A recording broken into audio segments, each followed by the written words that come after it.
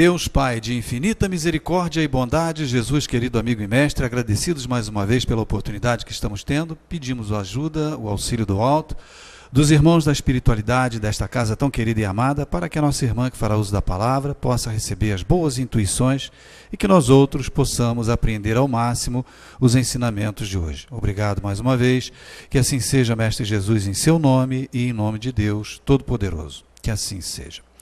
Sueli.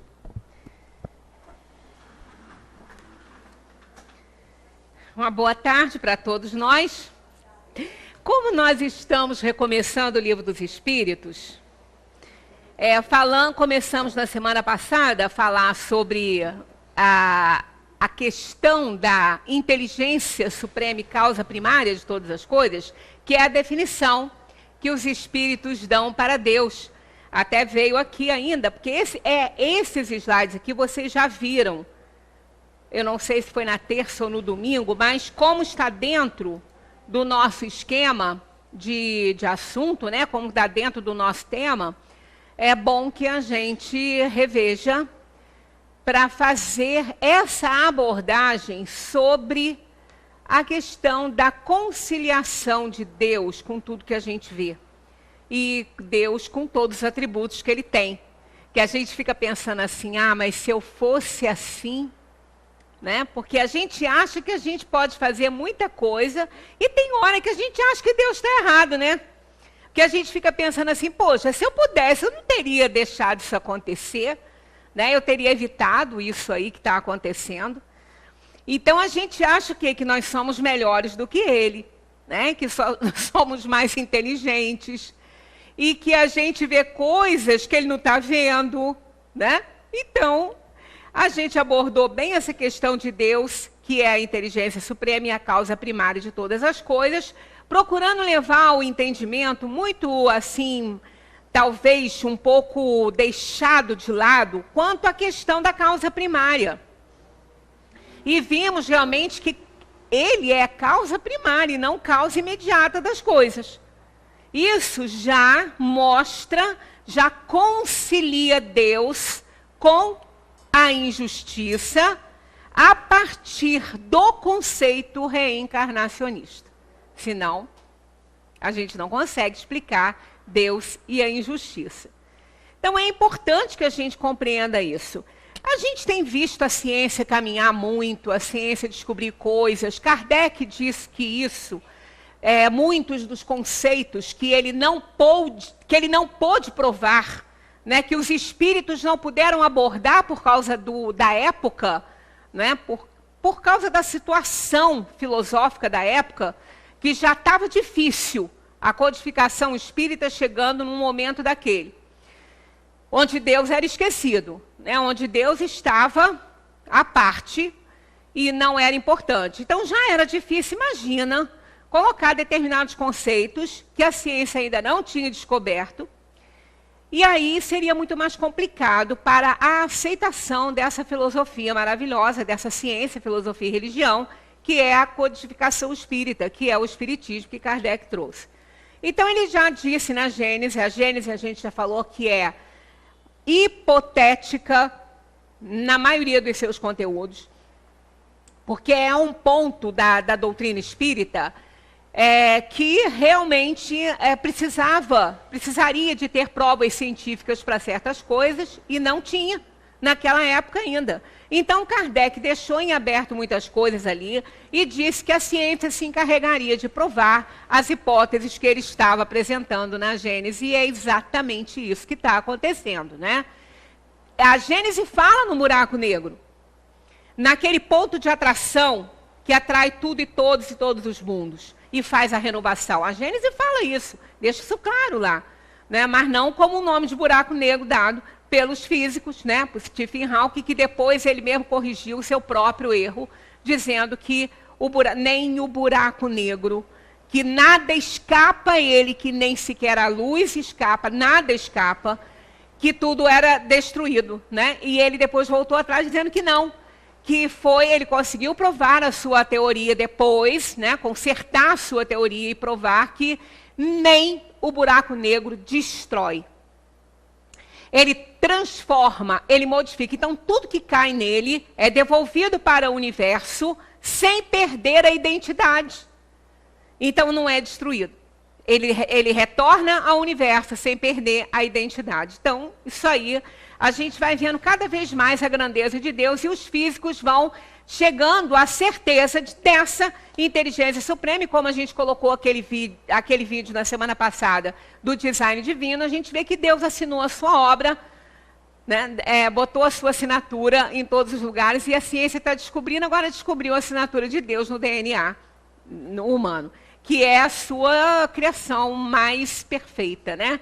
A criação maior, que foi a sua imagem e semelhança nesse poder de criar, de amar, de produzir, né? De criar mesmo, de ser co-criador dele nesse universo todo. Então, Deus é a causa primária, estabeleceu leis que fazem a manutenção de toda a sua obra. Mas aí é que entra esse fato, né? Aí que entra essa questão. Aqui estão, na verdade, os atributos de Deus. Então, tá lá. Onipotente, pode tudo. Onisciente, vê tudo. Onipresente, está em todos os lugares. Só isso aqui não caracterizaria a sua bondade, né? Mas aí, olha aí, ó. Soberanamente justo é bom, porque justiça sem bondade também não resolveria.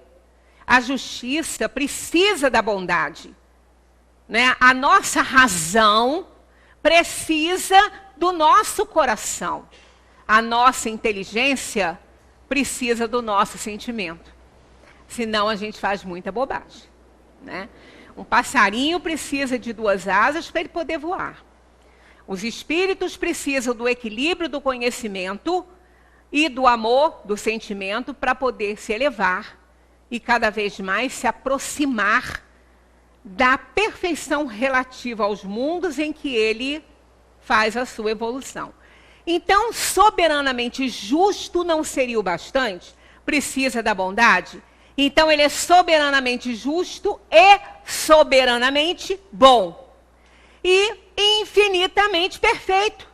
Bom, com esses atributos aqui, fica difícil a gente entender por que tantas desgraças no mundo. Por que tanta maldade, tanto terror, tanto crime hediondo com os inocentes, não é? É aí que entra essa questão da gente colocar em dúvida todos esses atributos dessa inteligência suprema. Que ele é a inteligência suprema e a causa primária, isso não se discute, porque a ciência já provou que o nada pode criar. Que o universo não é fruto do acaso, porque acaso não cria nada. Porque acaso, a gente vem comentando aqui, o que quer dizer acaso? É o A que nega, junto da palavra caso. Caso é causa. Caso é causa. E o A nega a causa. Então, acaso não cria nada. O acaso não pode fazer nada. Então, ele não pode ser fruto do acaso, porque quando nega a causa, não tem causa. Não tem causa, não tem consequência. Então, não pode ser fruto do acaso.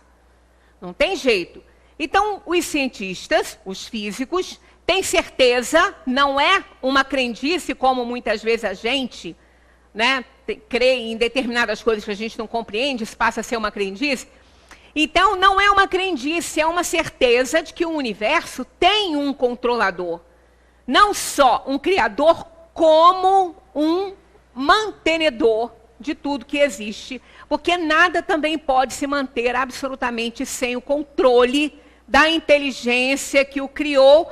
Porque até um objeto qualquer que a gente compre, quando ele dá defeito, tem que levar para o técnico.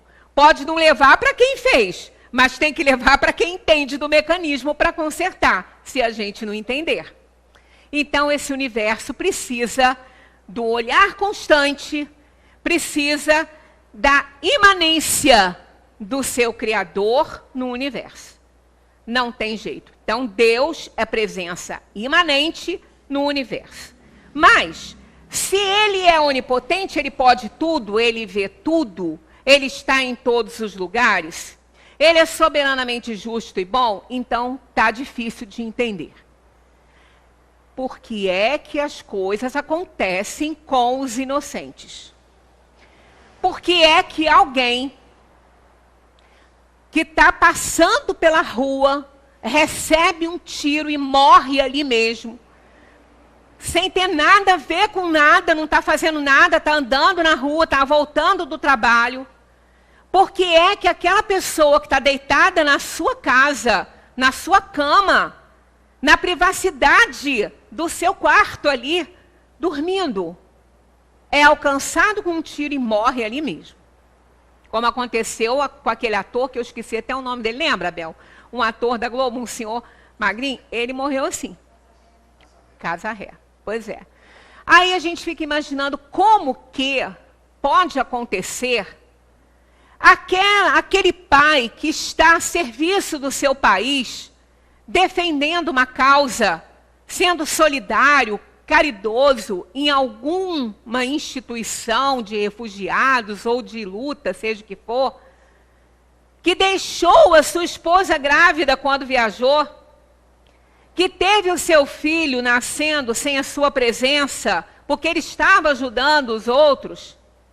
Depois de algum tempo, a criança nasce e ele retorna ao país numa viagem rápida para voltar para aquele campo de ação, que a esposa leva essa criança ao aeroporto para receber o pai e para conhecer o pai conhecer a sua criança. E antes que o pai chegue para encontrar o seu filho, também uma bala perdida alcança a criança nesse carrinho e mata. Aí começa a questão: que Deus é esse? Por quê? Se eu fosse onipotente, se eu pudesse tudo, com certeza eu salvaria essa criança. Se eu fosse onisciente, então, né? Eu veria tudo e onipresente eu estaria em todos os lugares. Jamais eu deixaria que isso acontecesse. Ninguém aqui deixaria. Ninguém aqui ia deixar. Estamos num parque de diversão. As crianças estão brincando. As babás estão no zap. A criança chuta a bola. A bola vai para a rua, está vindo um carro, a criança corre atrás, mas ninguém está vendo. Quem vir esse acontecimento vai correr atrás, não vai chamar ninguém, vai tratar de salvar a criança. Pode até sair gritando para alguém, mas vai agindo. Porque se ela não fizer, provavelmente essa criança morrerá debaixo daquele carro ali. Se tiver na hora, né? Porque se não tiver, vai ser salva. Mas qual seria nosso ímpeto? De alguém que estivesse vendo essa cena, correr atrás. Sem se preocupar se ia morrer ou não. Ao tentar salvar a criança, poderia morrer. Poderia empurrar a criança e morrer na frente do carro lá. Mas ninguém ia se preocupar com isso. A gente ia querer salvar essa criança, independentemente do resultado que a gente, né, pudesse ter. Aí vem, olha, então eu sou melhor que Deus. Ah, sou. Porque se eu tivesse esses atributos aí, com certeza essas coisas não iam acontecer. Isso é o que eu falo para mim, cada um fala para si, né? Nesses momentos. Nós estamos numa situação que os pais, né, de família, quando tem a família que tem que deixar seu filho estudar fora de casa, longe da sua proteção direta ali, fica em desespero, né? Algumas pessoas ficam doentes, passam mal. Por quê? A incerteza é grande. E a fé? Onde que está? Cadê a fé? Pois é. Mas a fé evitaria essas coisas? Será? Eu levo meu filho para um parque, Mas eu tenho fé que nada vai acontecer com ele, porque eu confio em Deus. Tá?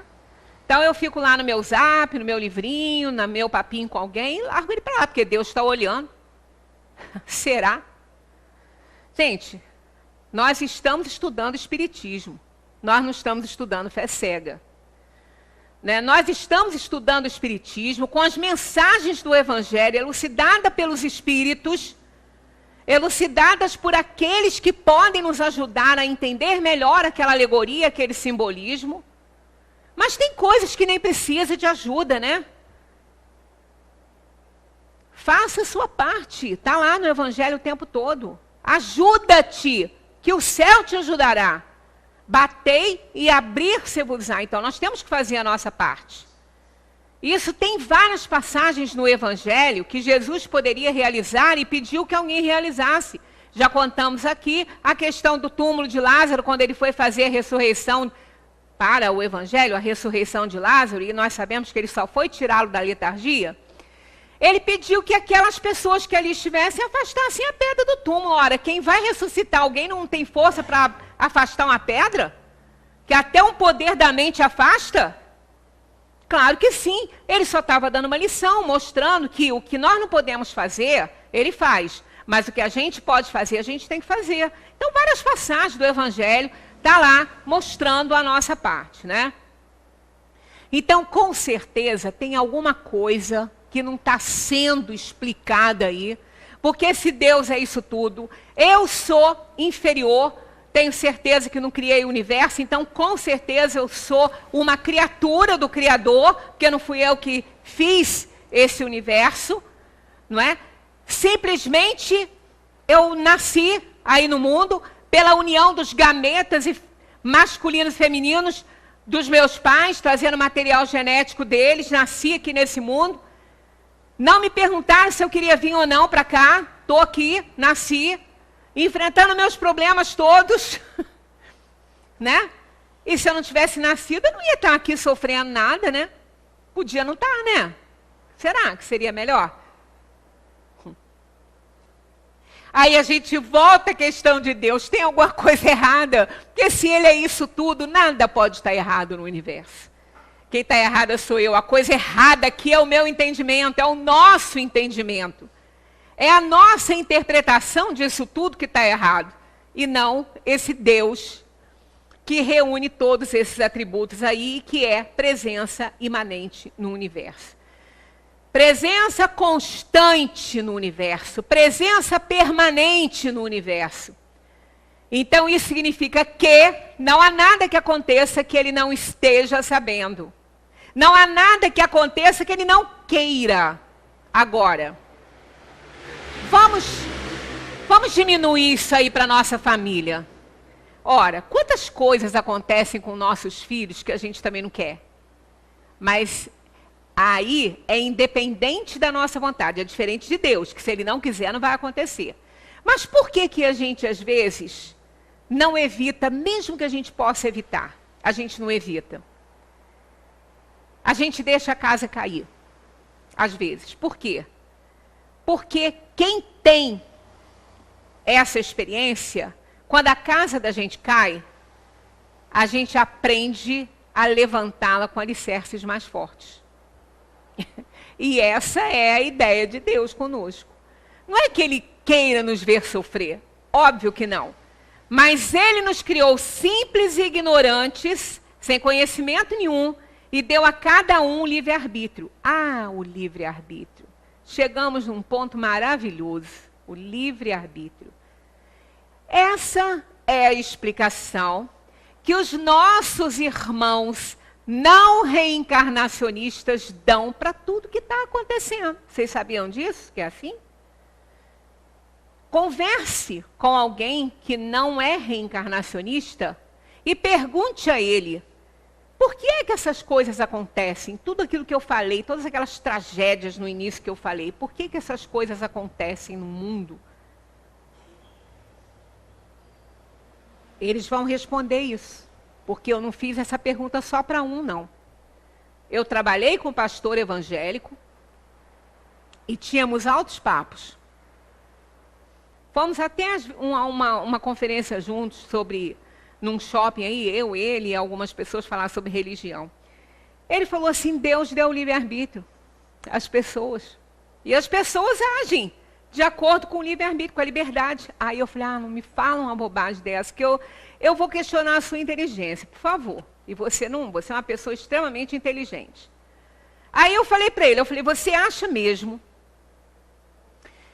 que Deus, que criou tudo e todas as coisas, que nos criou simples e ignorantes, entregando a cada um a liberdade de ação, para operar sua própria evolução, para construir a sua graça ou a sua desgraça, a sua tristeza ou a sua alegria, vai permitir que esse mesmo presente que ele deu a cada um, corte a vida deste filho querido, que ele colocou no mundo para operar sua evolução?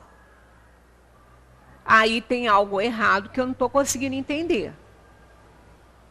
Então você está dizendo para mim que o livre-arbítrio é absoluto. Se você está entendendo isso, você está entendendo também que o livre-arbítrio é absoluto. E não é, né? Não pode ser. Porque se ele entrega o livre-arbítrio absoluto, eu posso fazer qualquer coisa que eu queira com qualquer um. E se essa pessoa não merece? O que aquela criança mereceu para levar um tiro antes de conhecer seu pai, antes que seu pai a conhecesse, seu pai que não viu nem o nascimento, porque estava ajudando as pessoas? O que é isso? Né? Aí entra na cabeça aquela pessoa, se eu não estivesse lá ajudando ninguém, eu estava na minha casa, ele não ia estar no aeroporto me esperando voltar de lugar nenhum, e o meu filho estaria vivo. Olha, tanto questionamento, tanta coisa que nos faz, assim, que nos impõe revolta contra o Criador. E a gente não fala porque tem medo de cair um raio na cabeça, dele castigar. Coisa que a gente já falou semana passada que não acontece nunca, que Deus não castiga ninguém, ele também não dá prêmio nem castigo. Então a gente fica imaginando tanta coisa. Aí no final das contas, o que acontece? A gente deixa esse Deus de lado, Deus que nos livre dele. Né? Deus que nos livre dele. Porque esse Deus carniceiro eu não quero para a minha vida. Né? Que deixa acontecer coisa que eu não deixaria. Eu não sou melhor que ele, então esse para mim não serve. Então, esse Deus das religiões, realmente, se a gente for ver, ele tem lá uns problemas sérios. E aí ele não pode ser Deus. Aí, a gente vai para o paradoxo de Epicuro. Eu adorei quando eu li isso aqui. Ainda bem que quando eu li isso aqui eu já era espírita, né? Porque se não fosse eu ia abraçar isso aqui com toda a alegria da minha vida, né? Tá aí, ó. O objetivo do argumento é mostrar que a existência de Deus é logicamente incompatível com o mal e o sofrimento no mundo. E não é? É, esse Deus aí é, né? Aí ele diz o seguinte, ele propõe o seguinte: se Deus quer evitar o mal, mas não pode fazê-lo, então não é onipotente. Se é capaz de fazê-lo, mas não quer, então não é amoroso. E parece que ele não quer, né? Parece que se ele é, né? Mas se Deus pode e quer evitar, então por que permite o mal? E se não pode e nem quer evitar o mal, então por que chamá-lo de Deus? Não é verdade? Isso não está certíssimo? Está certíssimo. Está certíssimo. Aí a gente entra neste abençoado código espírita, né? O espiritismo traz o Deus que é a causa primária e inteligência de todas as coisas, com todas as explicações para tudo isso que está acontecendo. Ou melhor, com a explicação. A explicação. Não é com todas. Que basta o entendimento da reencarnação para como conciliar Deus e a injustiça. Então vamos analisar. Ó.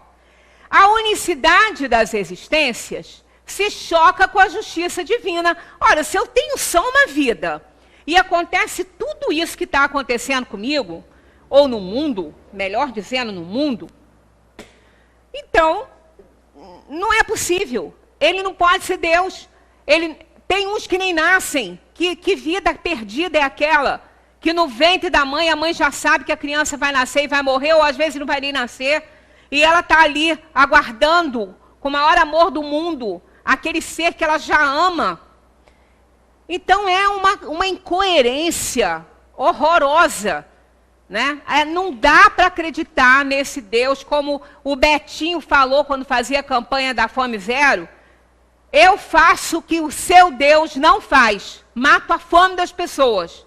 Que ele era ateu. Então, a gente acaba assim. Né? Eu sempre falo, se eu não tivesse encontrado o Espiritismo, eu seria também ateia. Eu não ia acreditar nesse Deus aí, que faz coisas que deixa acontecer coisas que eu não deixaria, né? Então, vem as perguntas que a gente vê. Todas as desigualdades, tudo que acontece aí no mundo, né? Vamos analisar isso aqui, ó. Como explicar a injustiça e as desigualdades sociais? O que mais as pessoas reclamam? Tá aí os desfiles das escolas de samba, quase todas estão colocando essa questão da desigualdade, das diferenças todas.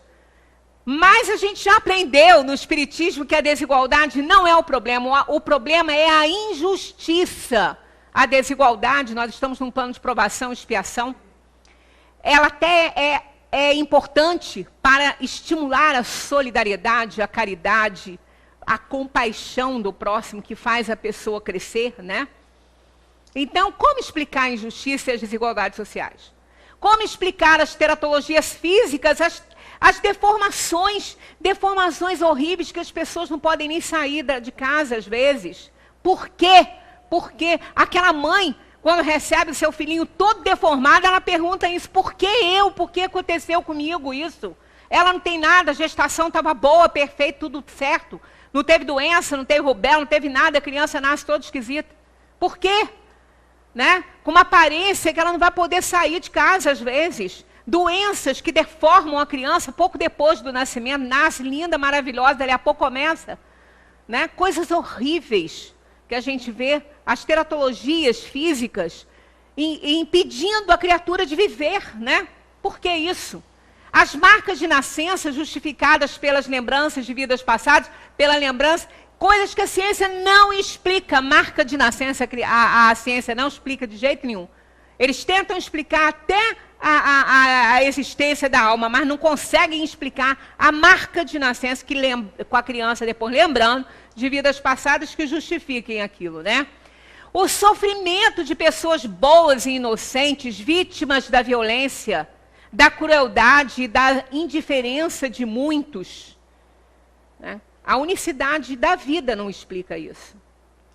Por que a alma revela aptidões tão diversas e independentes das ideias adquiridas em sua vida? Crianças que não têm tempo de aprender coisas que demonstram. Tem uma criança, um jovenzinho de 14 anos, se eu não me engano é na Índia, ele está dando aula de medicina para os grandes cirurgiões na área cardíaca e neurológica. Ele sabe tudo isso. Como ele sabe tudo isso? Né? Então, ele está fazendo um maior sucesso lá. E outras coisas até mais simples, né? De onde vem a aptidão extranormal de algumas crianças de pouca idade para esta ou aquela ciência, enquanto outras permanecem inferiores ou medíocres por toda a vida? Né? Nós temos aí no nosso país centenas de brasileirinhos que não vão ter uma vida normal porque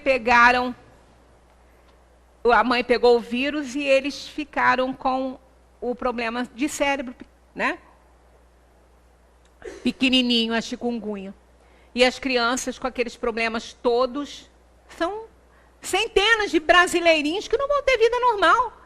E de mães de famílias pobres que não vão ter nem condição de cuidar, de tratar. Aí a gente vai vendo, gente, isso não pode, uma vida só, não pode, não está de acordo com a justiça, né? De onde vem para uns as ideias inatas e intuitivas que não existem para outras pessoas, aquelas pessoas que são autodidatas, né? Possuem suas ideias inatas, constroem coisas e nunca aprenderam a fazer nada. De onde vêm para certas crianças os impulsos precoces de vícios e virtudes? Esses sentimentos inatos de dignidade ou de baixeza que contrastam com o meio em que nasceram? Crianças pequenas de jardim de infância que não podem ficar perto dos outros porque machucam os coleguinhas e quase que matam os coleguinhas. Na revista Espírita, nós temos alguns exemplos de crianças. Teve uma que começou a brincar com os seus coleguinhas. Aí tinha um baú grande, começou a brincar de esconde-esconde. Aí eles entraram nesse baú, ele aproveitou a chance, trancou o baú, sentou em cima e não saiu. Morreram todas as crianças, sufocadas dentro daquele baú por ele, uma criança que estava brincando com seus amiguinhos. Da onde vem isso? Ah, isso é coisa do demo. Então, Deus é menor que o demo. Ele pode menos que o demo. Se ele é o criador de todas as coisas, ele criou o demo também. Ele criou um mal da potência dele. Que burrice é essa? Então, ele não é Deus. Né? A gente começa a raciocinar e a gente vê uma vida só não dá certo, gente. Isso aí, quem não é reencarnacionista não tem explicação. Explica, como eu falei, pelo livre-arbítrio.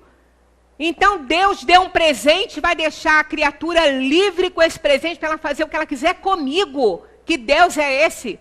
Que presente é esse que ele deu? Que nem ele vai poder controlar? Não pode ser, né? De jeito nenhum. Porque há selvagens e homens civilizados. Se tomarmos uma criança hotentote, uma criança de uma tribo, eles são bem atrasados intelectualmente, uma criança de peito, e a educarmos, enviando-a depois aos mais renomados liceus, faremos dela um Laplace ou um Newton? Está lá na 222 do Livro dos Espíritos, esses questionamentos. Claro que não.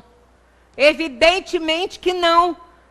Assim como nós não vamos pegar uma criança que está aprendendo a ler, lá no jardim de infância, ou até que já sabe ler, e colocá-la lá no final do ensino médio. Ela não vai conseguir aprender nada. Ela tem que passar pelos outros anos, por todos os ensinamentos. Então, isso aí, não é possível que alguém que tenha uma vida só consiga reunir todos os saberes e os conhecimentos para se tornar um espírito perfeito, próximo de Deus. Isso é incoerência, isso é infantilidade, a gente acreditar numa ideia dessa, que não há possibilidade, como a gente vê, né?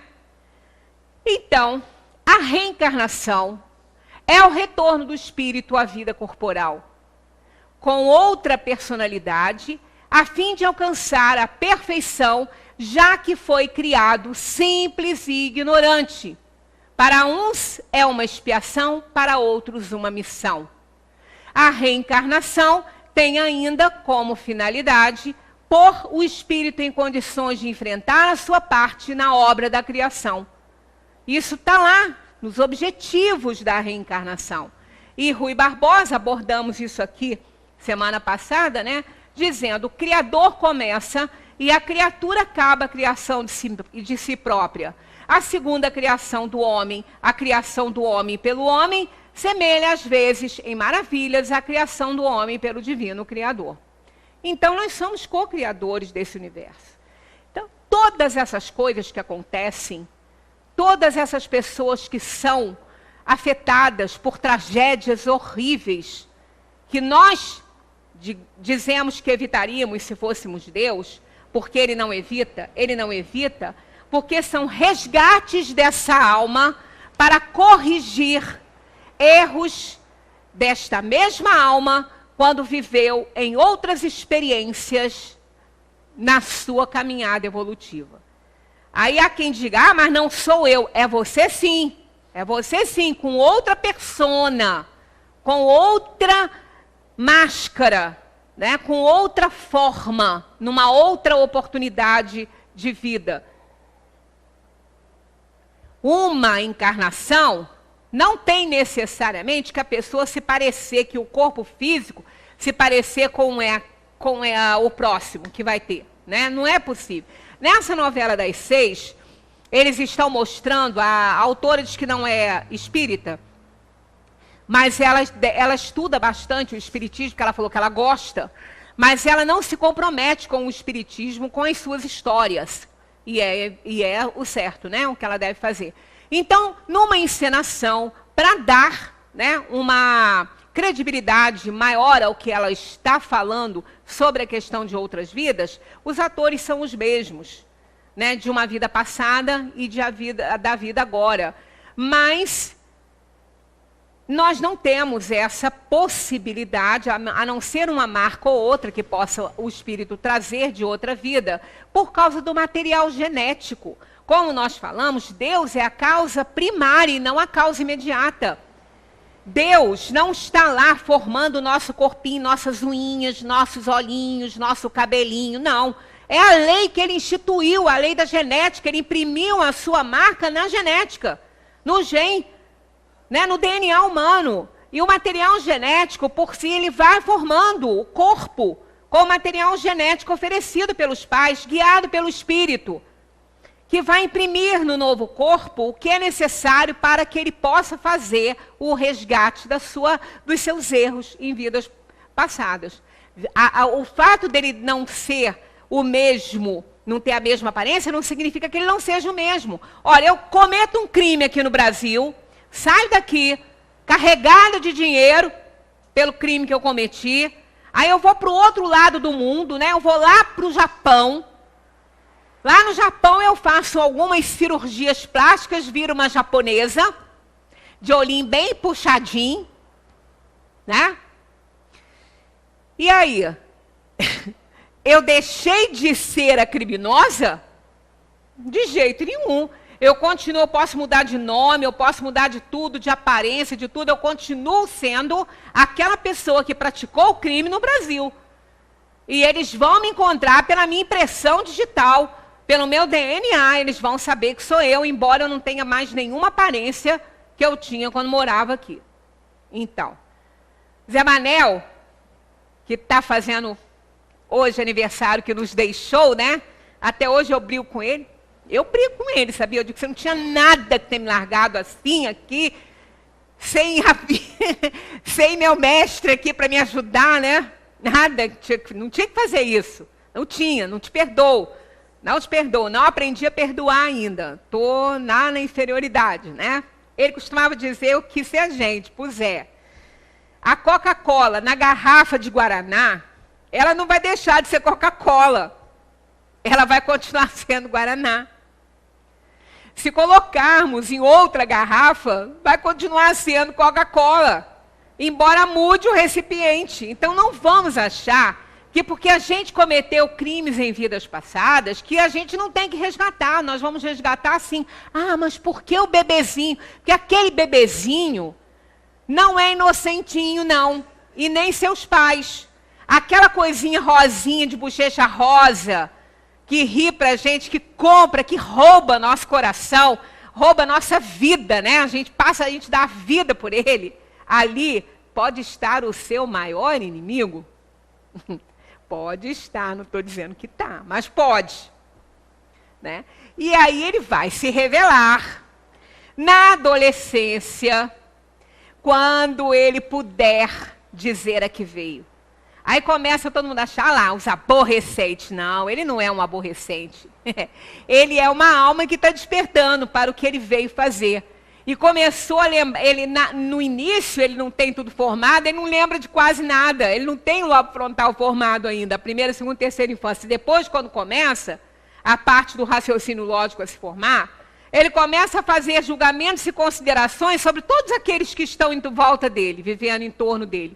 Aí começa a ficar com a consciência pesada, porque às vezes não gosta do pai ou não gosta da mãe. Por quê? Tem dívidas a cumprir, comprometimentos, não é por acaso que essas almas nascem nos nossos lares como os nossos filhos. Não vamos nos iludir. Filhos é a última apelação do plano espiritual para desfazer mágoas, ofensas, tudo. Porque a gente ama incondicionalmente, quando o amor existe, né? porque também não existe. A outra não botou no lixo lá? A outra jogou no lixo. A criança está lá no hospital, na UTI, né? Jogou a criança no lixo amarrada num saco. Né? A gente se horroriza quando as pessoas fazem isso com os animais, né? Eu fico horrorizada quando eu vejo uma criatura abandonar um bicho e tudo. Aí eu fico falando, pois é, mas as mães também abandonam seus filhos, né? Coisa que nem os animais fazem, que eles não fazem isso, né? Eles às vezes rejeitam por alguma razão, contato humano e tudo, mas normalmente, né? Tem até uma foto que eu recebi essa semana que eu me apaixonei, é uma cadelinha, uma vira-lata. Ela está encostadinha assim num cantinho, com a carinha apoiada parece um murinho assim, e dormindo, que ela devia estar tão cansada e a ninhada toda mamando. E ela está assim meio em pezinha para dar oportunidade de todas as tetinhas ficarem aparentes, mas ela não aguentou, então ela encostou a cabecinha e começou a dormir ali, e os bichinhos mamando, mamando, mamando. Aquilo está lindíssimo. Né? Então a gente vê que eles não fazem, mas por quê? Eles não têm raciocínio lógico para isso. Eles têm instinto de conservação, tem que ajudar a prole. Então não quer dizer que a gente seja melhor do que eles, não. Aquela que jogou o filho lá na lata de lixo não é melhor que bicho, não. Ela é uma pessoa que está com problemas, que tem as suas razões, as suas inferioridades, nada justifica, mas não cabe a cada um de nós ficar julgando, a gente não sabe o que está no coração das pessoas, né? E não cabe, essa coisa não cabe a nós fazer. Tem que orar muito por ela, para que ela realmente cresça, porque vai responder muito pela sua inferioridade, né? Como todos nós vamos pelas nossas inferioridades, que aos olhos de Deus podem não ser tão assim menores que a dela, né? Deus é quem sabe, nosso anjo da guarda, porque a quem muito é dado, muito será cobrado. A gente não pode esquecer disso. Então, a pluralidade das existências justifica tudo que acontece e que nós evitaríamos. Nós evitaríamos porque a gente não sabe da história, a gente não sabe o que aquela criaturinha está resgatando. Quando acontece alguma coisa para uma criança, não é só a criança que deve... Não foi por acaso que aquela criança nasceu naquela casa, com aqueles pais. Todo mundo está incluído nesse resgate aí. A gente fala karma, eu uso essa palavra, mas sempre eu explico, nem tem no Espiritismo essa palavra. Vocês não vão encontrar na codificação a palavra karma. Isso é da religião hinduísta, isso não existe aqui. Mas o que karma é em sânscrito? Ação e atividade. Então é a atividade da alma no mundo. O karma passa a ser, dentro da doutrina espírita, um conjunto de provações e expiações que a gente tem que passar para resgatar nosso passado. E dessas tragédias todas, desses horrores todos, nascem verdadeiros arautos da caridade, da solidariedade, da compaixão. Né? Há pouco tempo a gente viu lá naquela tragédia, daquela boate, que alguns pais estão levando os jovens e buscando nas boates da noite, como motoristas, né? E orientando, eles vão conversando com eles, eles vão orientando, pedindo para eles terem bastante atenção, para eles terem bastante cuidado, porque aí depois eles falam, eu talvez não tenha feito isso com a minha filha, que morreu na Boate Kiss. Então, tantas criaturas que sofrem essas tragédias, que perdem seus amores maiores, se transformam em verdadeiros seguidores da mensagem de Jesus, coisa que às vezes não eram antes. Então, as tragédias, de todas elas, a gente tira muita mensagem superior daí. Porque tudo é lição para a gente. Não tem inocente pagando nesse mundo. Não tem inocente sofrendo nesse mundo. O que acontece é o inocente de hoje e o culpado de ontem. Deus é soberanamente justo e bom. E na sua soberana justiça e bondade, Ele nos dá a oportunidade de reencarnarmos e resgatarmos o nosso passado delituoso. Isto é a grande bênção. Por isso que Ele não evita. Por isso que aquela criatura morre lá na sua cama, porque Ele está resgatando.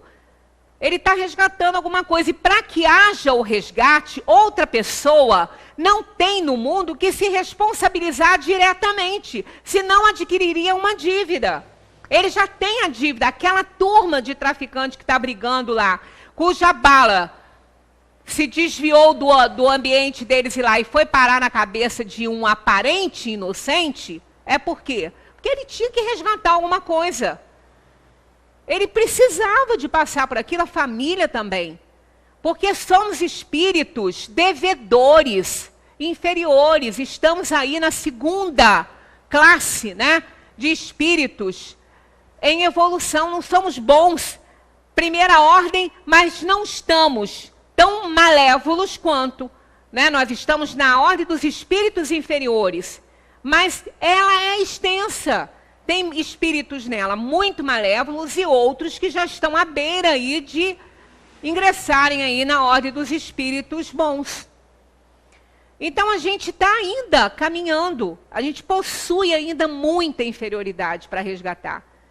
Por isso que tudo que nos acontece está dentro do esquema abençoado por Deus para nos dar a oportunidade do resgate. Igual aquele pai que vê o filho dele cometer um crime hediondo, ele entrega para a polícia. Ele sabe que o filho precisa ser resgatado. Ele não tem certeza se vai ser, se ele vai conseguir se corrigir.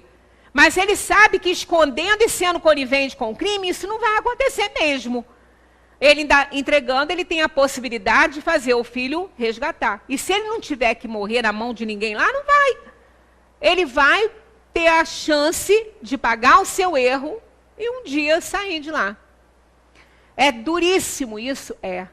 Mas, infelizmente, isso ainda faz parte do nosso nível evolutivo aqui nesse mundo, né?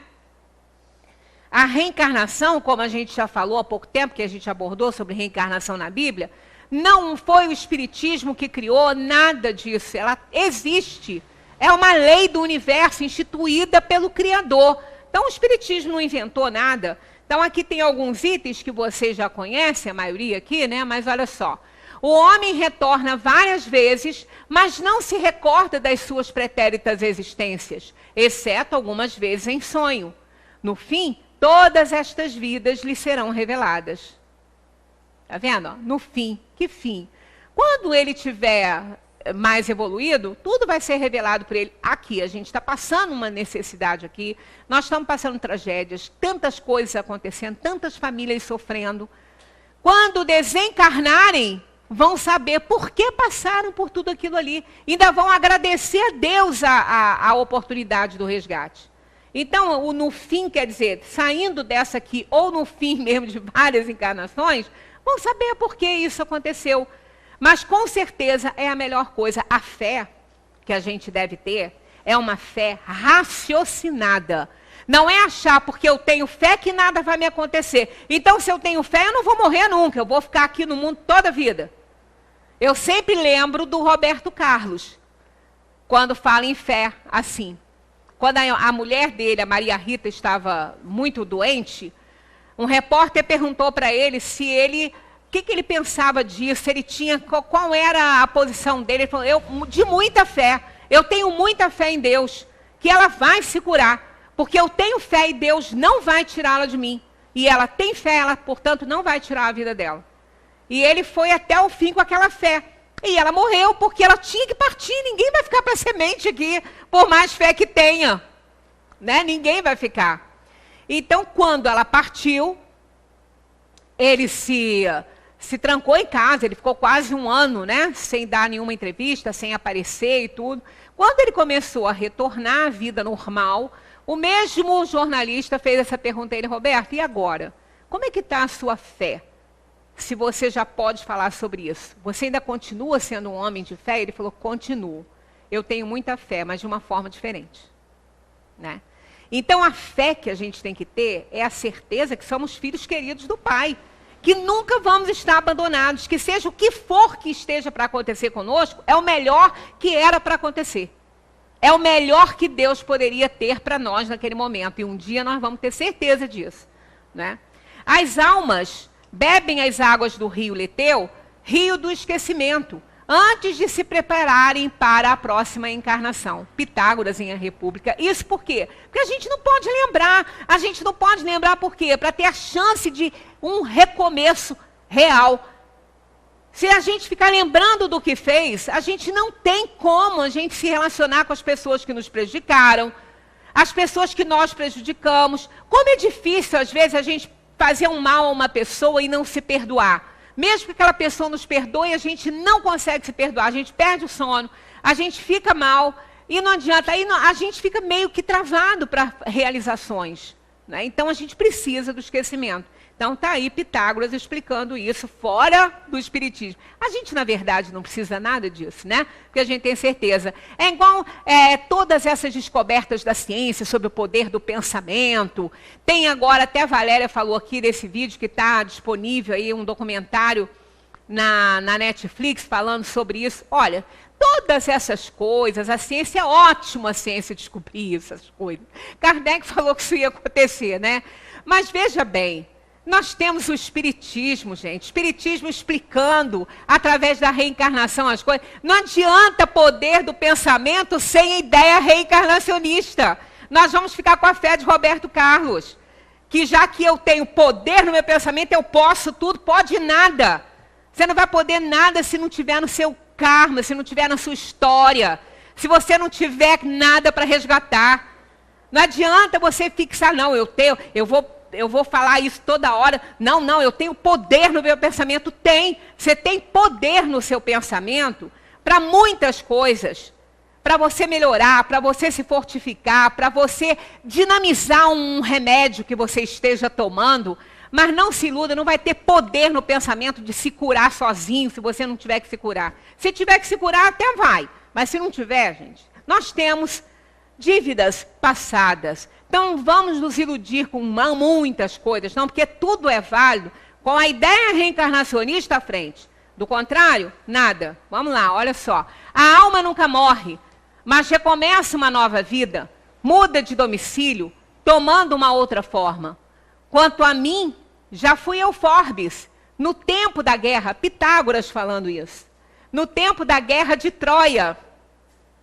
E lembro-me perfeitamente bem do meu nome e dos meus pais, bem como fui morto em combate pelo rei de Esparta. Mas, embora vivendo em vários corpos, a alma é sempre a mesma, só muda a forma. São conceitos aí extra-espiritismo, mas que estão falando a mesma coisa, porque o espiritismo não inventou isso, né? Os seres humanos que se apegam demasiado aos valores materiais são obrigados a reencarnar incessantemente até compreender em que ser é mais importante que ter. Isso é fato, né? A alma veste vários corpos em tempos diferentes e a alma, presa ora nesta criatura, ora naquela, assim percorre uma ronda ordenada pela necessidade de resgate, de consertar suas dívidas passadas. Diógenes, né? Fui mineral, essa é ótima, essa aqui adoro, é uma das que eu mais gosto. Fui mineral, morri e me tornei planta. Como planta, morri e me tornei animal. Como animal, morri e depois me tornei homem. Por que teria eu medo? Vi 2000 homens que eu fui, mas nenhum era tão bom quanto eu sou hoje. Morrerei ainda como homem para elevar-me e estar entre os bem-aventurados anjos. Entretanto, mesmo esse estado de anjo terei de deixar. Lindo demais isso aqui, né? Um poeta islâmico, olha aí, poeta islâmico. Do átomo ao arcanjo, porque ele mesmo começou através do átomo. Então a gente vai vendo coisas, a gente fica assim realmente, no bom sentido, fascinados por essa doutrina maravilhosa. É que vai clareando, vai aquietando o coração. Né? A morte não é nada. É apenas a perda do corpo físico e a alma retornando para casa. Mas no Salmo 23, nós temos a confirmação da fé real, da fé que a gente tem nesse Deus que é perfeitamente conciliável com a injustiça que a gente vê no mundo, porque não é injustiça. Porque ele não seria conciliador com a injustiça, e sim com a justiça, de nos fazer resgatar o nosso passado delituoso. Ele começa assim: o Senhor é o meu pastor. Aí vem um nada ali, que não é uma tradução errada. É o não me faltarás. Não me faltarás. Por quê? Não são as coisas que não vão nos faltar. É Ele que não vai nos faltar. É Ele. Então eu tenho fé nisso. Porque fé é um conceito abstrato. Aquele que estoura uma bomba no seu corpo, matando várias pessoas, também tem fé. Fé naquilo que ele está fazendo ali. Fé no seu líder.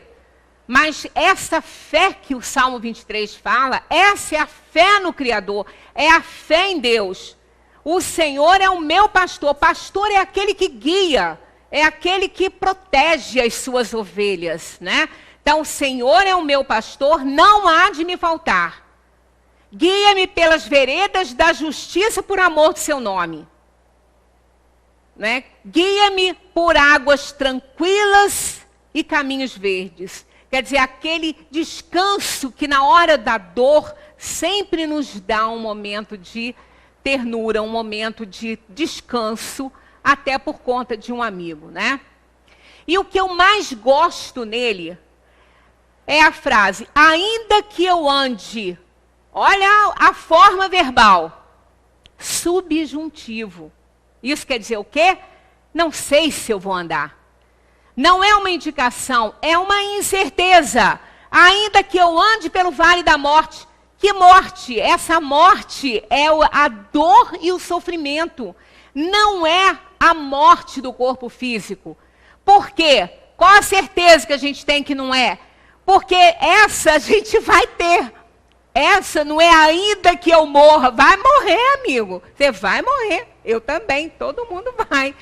Então, ainda que eu ande pelo vale da morte, ou pelo vale da dor e do sofrimento. Porque nem todo mundo tem dores e sofrimentos tão grandes. Às vezes a gente vê a vida do outro, a gente faz esse julgamento errado, passar em águas tranquilas e brilhantes, né? E a gente fala, por que só eu sofro? Fulano, não acontece nada com ele. Acontece sim, a gente que não tem olhos de ver, né? Então isso também não importa para cada um de nós, né? Então olha só, olha que fé, ainda que eu ande pelo vale da sombra da morte, não temeria porque eu não sei se eu vou andar para lá para eu temer, mas se eu andar eu não temerei.